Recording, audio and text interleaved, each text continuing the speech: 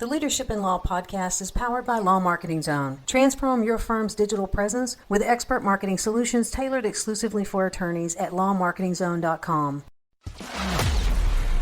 Welcome to the Leadership in Law podcast with host Marilyn Jenkins.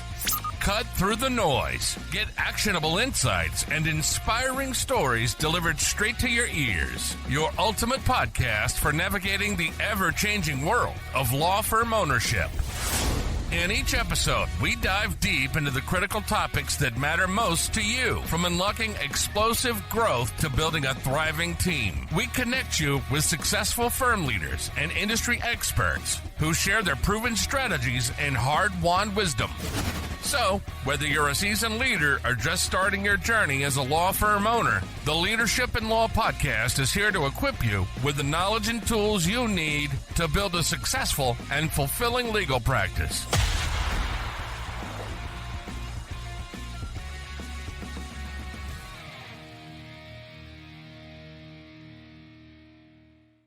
Welcome to another episode of the Leadership in Law podcast. I'm your host, Marilyn Jenkins. Please join me in welcoming my guest, Christopher Anderson, to the show today. Christopher is an attorney, writer, thought leader, and relentless advocate obsessed with helping lawyers to have more successful law firms so they can lead the lives they imagine when they dedicated to pursue this honorable calling. Christopher is a law firm business guru who works with lawyers owning law firms from startups to eight-figure powerhouses in the United States and internationally to transform their legal practices into businesses that serve them and their clients. Christopher's worked with companies from startups to the likes of LexisNexis, Real Legal, and Law.com. He is the host of the long-running and highly respected podcast, The Unbillable Hour. Christopher teaches lawyers to succeed in their own terms. I'm excited to have you here, Christopher. Welcome. Thank you. Thanks so much. I picked up the word relentless in there because I love that, because in a sense, it's true.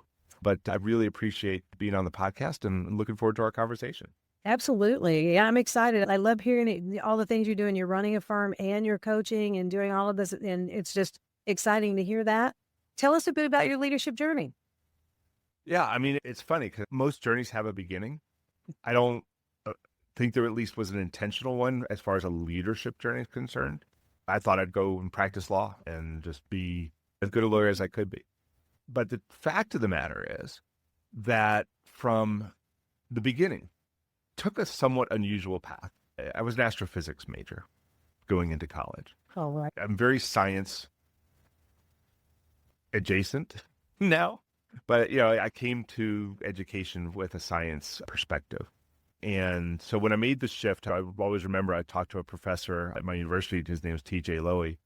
And I was getting frustrated with third year differential calculus and some of the other things that I was studying, string theory, things like that. And he started talking to me about, because I took one of his classes, and he's like, maybe you should rethink where your focus is. And so we ended up in political science, ended up in law school.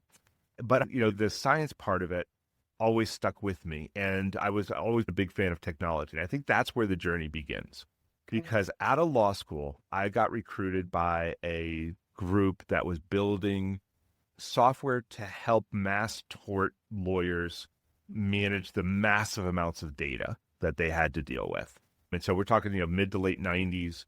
And so I helped this team do that. And then I helped bring that software to these law firms, to some adjusting firms and to others, and got involved with the law from the very, very beginning from a business perspective, right? So this is very much analytical, very much managing data and helping clients using that data. So that when that was done, was starting to get a little frustrated because I went to law school, right? I was like, in law school, I did moot court, I did mock trial. My father's an actor. I like being on stage. And I was like, this is all well and good, but I'm behind the scenes, dealing with large data sets and implementations. And so I wanted to go out there and practice. So I did. I'll tell you a funny story about that. I mean, went to the DA's office in New York City, and they didn't have computers. I mean, we're talking, this is 1995. Really? They didn't have computers.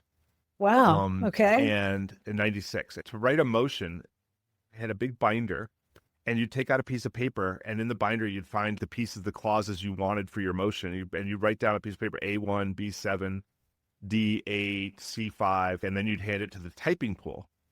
And then they'd come back and give you a thing, and then you'd edit it with your hands. So there'd be 3 or 4 iterations back and forth. And I was like, this can't be like this is. So finally, I just bought a computer. And like, I don't know if you know, but like DAs in New York City in the mid-90s wasn't a big salary, right? So it was actually a big, and computers weren't cheap. It was a big, hairy deal. I bought a computer, and one day the DA, so there's 435 assistant DAs in this office, but the elected official, the DA, walks by my office. I see him walk by. I'm like, oh, Rob. And then he like takes 3 steps back. He pokes his head and he's like, what's that on your desk? And I'm like, it's a computer, sir. He's like, where did you get that? Like, I bought it. He's like, no. And I thought I was in trouble. He's like, can you get your money back? And I was like, I think I can. It's only had it for a month or 2. And he's like, because we're buying you one. And so he bought me a computer, and I got a leadership role in the office of trying to bring technology to help the ADAs be more efficient. And that really was the start of it.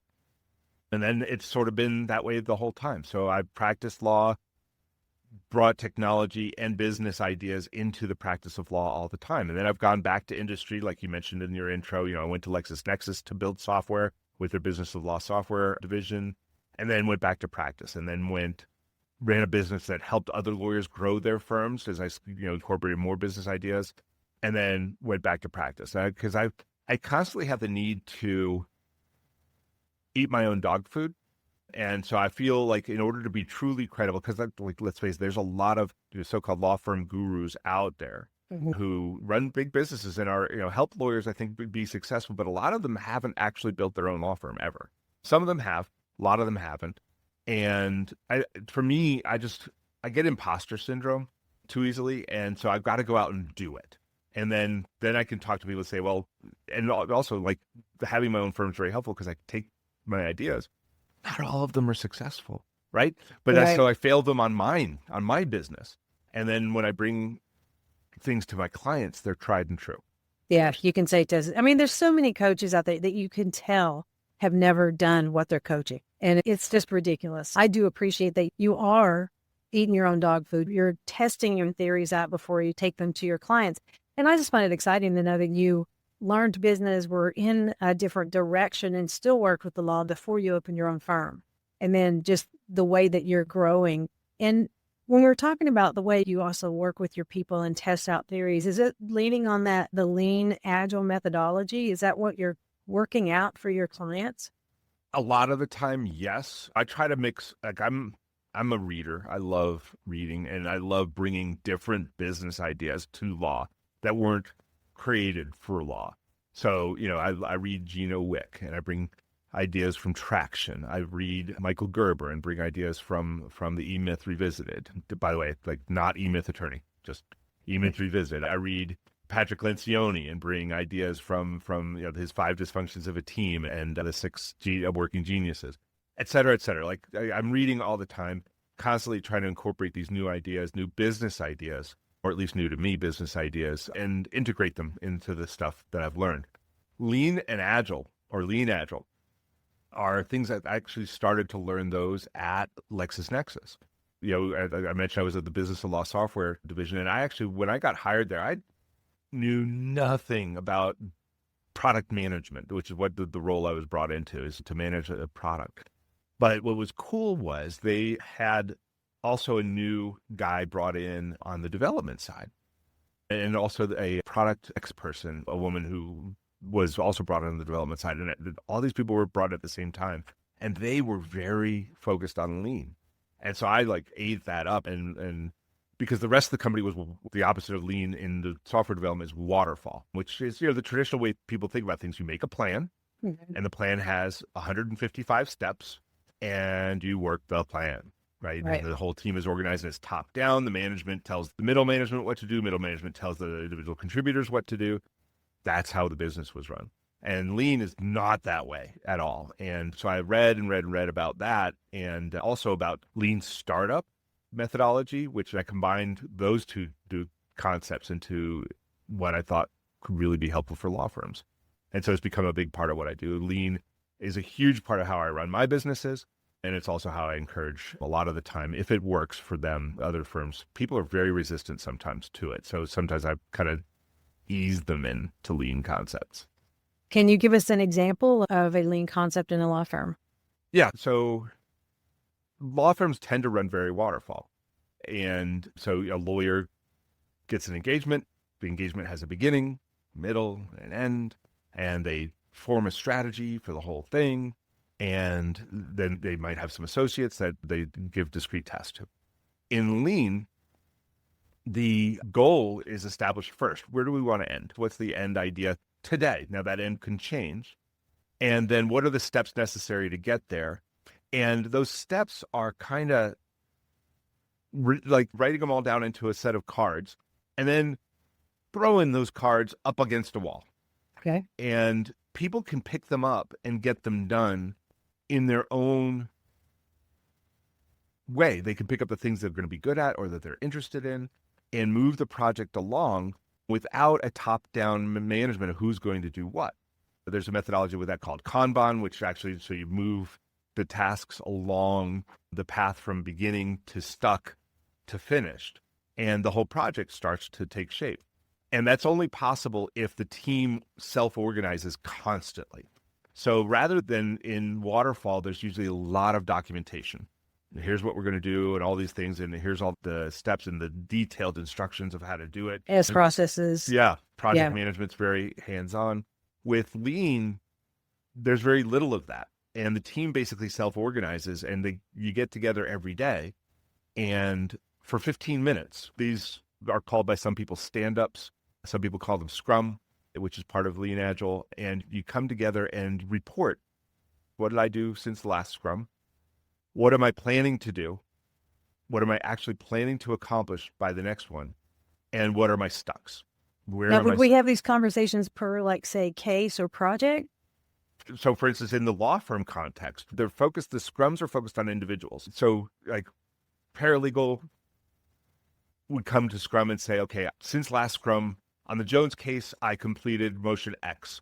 On the Smith case, I conducted this research and I sent out these subpoenas. On the Adams case, I did this, and then on the Ziegler case, I did that. Today, I'm planning on the Adams case to do this, and I'm stuck because I can't finish this motion until I get back the research from Jim as to this thing that I'm more worried about. Great, okay. That's your stuck. Jim, oh, I gave that to Alice yesterday. I'm done. Alice, I don't see it. So and then we'll take that one to the side. We'll say, okay, we're going to talk about that in just a second. We can solve that in 30 seconds. And then boom, and we'll go through, everybody else makes their reports, and then we solve the stucks, all in 15 minutes. The maximum scrum team is usually about 8 people. So in my business, for instance, we've got simultaneously, I think, 7 scrums going on at one time. And then if there are stucks, as there occasionally are, that involve other scrum teams, we ask them to come to the after scrum, or which we actually call the scrum of scrums, so that we can get them unstuck. But scrum is all about unstucking the team. And so compare that to a traditionally managed firm. Alice, how's that motion coming? Oh, I'm waiting on Jim. He owes me some stuff. All right, thanks, Alice. Jim, Alice says she's waiting on you. Oh, no, I gave that to her yesterday. Oh. Can you tell me where she can find it? Okay, great. Alice, Jim says he got that to you yesterday and you can find it here. Oh, let me look. Okay, so I've had 3 conversations and maybe I've fixed it. Maybe I haven't. When in a scrum environment, everybody's there. There's no hiding, and it's not top down. And in fact, the role of scrum master, the person who is asking the questions, is saying, okay, Alice, what did you do? Then Jim, that's not a leader in the business. Well, it is a leader, but it's not a top down type of leader. So for instance, in my law firm, scrums are typically run by paralegals, and they can be run by anybody. Legal assistants can run scrums, lawyers can run scrums. It doesn't actually matter. The role of scrum master is not a role of power. It's just a role of questioning. Okay. And so everybody's trained. So when a scrum begins, some people like doing it, and so they'll traditionally run it. But if that person's not in or whatever, somebody else can pick it up and the scrum just moves. Hey, lawyers, are you losing cases to firms online that aren't even better attorneys than you? They're just better at marketing? Most law firms are nearly invisible online. If you're not showing up in the Google Map pack, if your ads aren't converting, or if you're constantly waiting on referrals, you're leaving money on the table. At Law Marketing Zone, we've helped clients go from 0 to over 20 cases a month, and we put our top strategies into a quick, free checklist, the Law Firm Marketing Fix. 10 ways to stop losing clients online. Download it right now for free. You'll discover the biggest mistakes most firms are making and how to fix them fast. Then, if you're ready, book a free strategy call and we'll walk through the gaps in your current marketing. Don't wait for referrals. Start attracting your ideal clients today. Click to get the checklist now.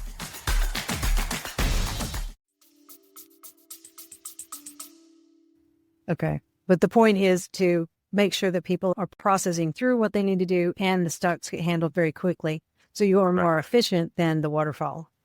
Exactly. Yeah. And yeah, things are moving forward. And then leadership, management, the lawyers, the partners, if they have concerns like that a case isn't moving or whatever, like they can raise them in Scrum, or they'll just see it happening, right? Because they'll say, hey, how come nobody's picking up this task?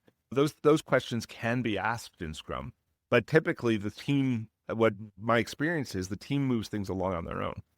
And they use project management tools that are amenable to Scrum. So like my teams, we've chosen Asana as our tool. Asana has a great Kanban board feature and gives great visibility to everybody. There are others like Trello, Basecamp, Monday, Motion. I mean, we use ClickUp. There's so many of them. Great one. Yeah.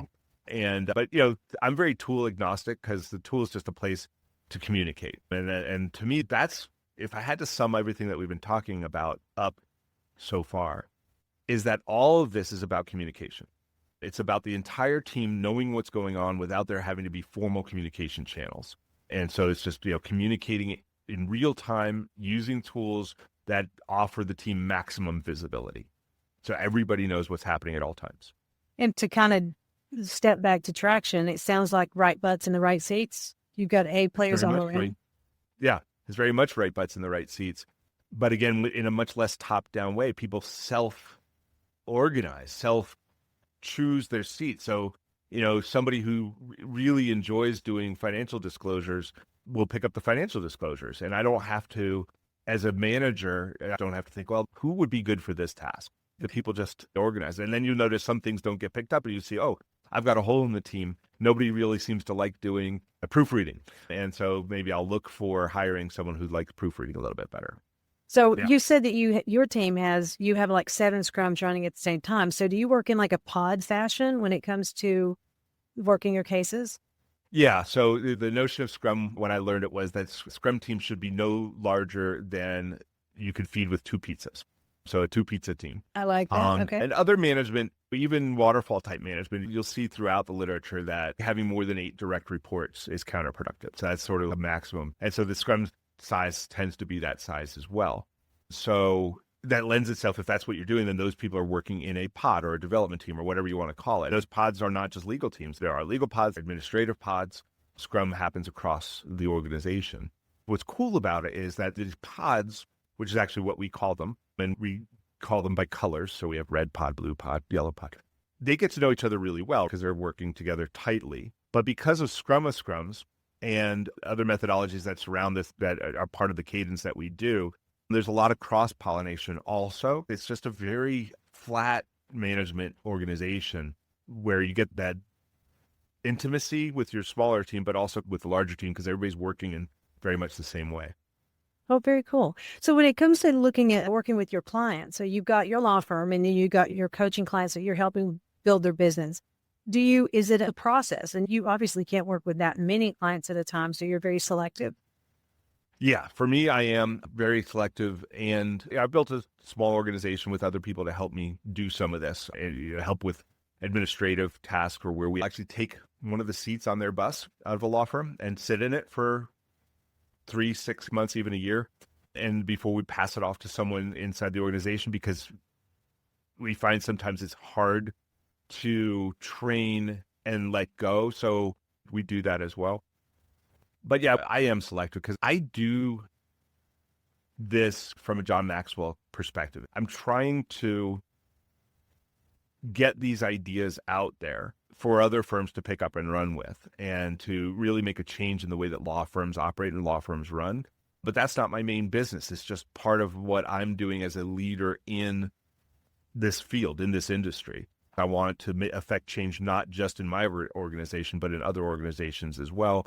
And then, hopefully it catches fire. And the cool thing for me about that is I love coming on shows like yours and podcasts and spreading the word. I'm not trying to hold it close and go like, hey, Anderson's got the magic. All you have to do is pay me hundreds of thousands of dollars and I'll bring my secret magic to you. I'll talk to anybody about it because there's plenty of other people who can pick this up and run with it. I love that. Having one of your team sitting in for a period of time, because it seems like if you're changing your organization, you want someone that's there all the time as you get it going so you don't skip a part. I love the idea of the Lean Agile, being able, as long as you get the end result is client satisfaction and you're making sales, getting cases. Yeah, and I think I skipped over something, but one of the cool things about Lean is when you, in traditional software, the end goal is to build the software, the entire package, shrink wrapped and delivered. With Lean Agile, we look for opportunities to ship the smallest things. So you don't have to finish the whole project to deliver it. And this is why it's, to me, really amenable to law, right? Because when you take on a case, if it's a litigation case or a transactional case, it doesn't matter. You don't wait till the end to deliver it usually to your client. Right. If it's a litigation case, there's motions, there's depositions, there's discovery, there's all sorts of little deliverable things. And even in transactional cases, there are little deliverable things. And so Scrum is always about what can we ship in the shortest amount of time. And so we're always moving to what discrete things can we ship and bring value to the client all the way through the process, not just at the end. And that's part of it. I'm ashamed that I skipped that because that's a huge part of it, is that we're constantly delivering value by doing it this way. Right. And I could see that your clients would be much happier getting those deliverables more often. You build value in their eyes, better customer service, better customer expectations. Yeah. And when things go sideways, they learn about it a lot faster. Rather than this, the waterfall method where you're like, hey, here's the widget you ordered from us. And they're like, that's not a widget I wanted. Yeah. I want the blue one. And you're like, oh my gosh, we had no idea. You have to go back and tear it apart, right? As opposed to, oh, you know what? You're starting to ship some things that don't really match. And in our litigation cases, that can sometimes happen. Like we seem to be headed in a direction that's not what we wanted. Or in a transactional case, the documents you're putting together here don't really seem to be accomplishing or moving us towards our goal. And so those conversations happen earlier. And so the pivots are much less expensive, right? You can just shift, alter. Time, hours, dollars. Exactly. It makes everybody happier because nobody really likes failure, right? You don't like to ship something that nobody wanted. You don't like to deliver a product that the client's not happy with. So, but in a real sense, this involves the client earlier and faster too, which leads to greater satisfaction. Exactly. And better reviews and better everything else. Yeah. I love that. Well, this has been quite interesting. I'm familiar with EOS. I'm not using EOS at this time, but I'm familiar with it. But the Lean Agile sounds very interesting as well. So what's the one big takeaway you'd like our listeners to get from this? I think if I had any takeaway, one of my really big themes when I talk to people is communication, is that every tool in our portfolio of tools, in our quiver, are all really communications tools. And if we think about them that way, because otherwise, when you don't think about them that way, you'll have limited adoption among your team. I see firms have Teams or Slack, which we use, and they'll have Asana and they'll have Outlook. Different team members will adopt different parts of it, but not the whole thing, because they see all these tools as things that help them do their work. Okay. And so they'll adopt the parts that are helpful to them as opposed to tools that help to communicate and keep the entire team informed. And so when we make that mindset shift to these are our means of communication, then A, you get wider adoption, and B, you get to eliminate some where you see that they're not helping us towards that goal. And so, I think, when we think about that, how do we best communicate? Does my entire team know what's going on? If not, how can we improve that communication? That's the takeaway for everything. I mean, that's the solution to me for everything. And that's why I love Lean Agile, because it's a highly communicative methodology with low artifacts. So in other words, you're not creating a whole lot of SOPs and materials for people to follow like robots. You're creating a highly interactive and communicative team that solves problems. And I love that. I love that. Yeah, especially when you think about it, you deliver faster, you can make pivots faster, and it all comes down to communication and not having to wait for something to break. Exactly. Well, fantastic. I know my listeners are probably going to want to reach out and connect with you. Where would be the best place to do that? Yeah, how do we communicate? The best way probably is you can always drop me an email, Christopher@sunnysidelaw.com, and you can check out our website, sunnysidelaw.com as well. And, check out our podcast. We got the Unbillable Hour. Every month we have a guest that brings stuff I didn't know about, and we share it with everybody else. Awesome. Well, that's fantastic. I'll make sure that your links are in the show notes and people can reach out to you. This has been a great conversation. I've learned a lot. Thank you so much for your time. Thanks for having me. I really appreciate the invite. Thanks for joining me today for this episode. As we wrap up, I'd love for you to do two things. First, subscribe to this podcast so you don't miss an episode. And if you find value here, I'd love it if you would rate it and review it. That really does make a difference in helping other people to discover this podcast. Second, you can connect with me on LinkedIn to keep up with what I'm currently learning and thinking about. And if you're ready to take the next step with a digital strategist to help you grow your law firm, I'd be honored to help you. Just go to lawmarketingzone.com to book a call with me. Stay tuned for our next episode next week. Until then, as always, thanks for listening to Leadership in Law Podcast, and be sure to subscribe wherever you listen to podcasts so you don't miss the next episode. Thanks for joining us on another episode of the Leadership in Law Podcast. Remember, you're not alone on this journey. There's a whole community of law firm owners out there facing similar challenges and striving for the same success. Head over to our website at lawmarketingzone.com. From there, connect with other listeners, access valuable resources, and stay up to date on the latest episodes. Don't forget to subscribe and leave us a review on your favorite podcast platform. Until next time, keep leading with vision and keep growing your firm.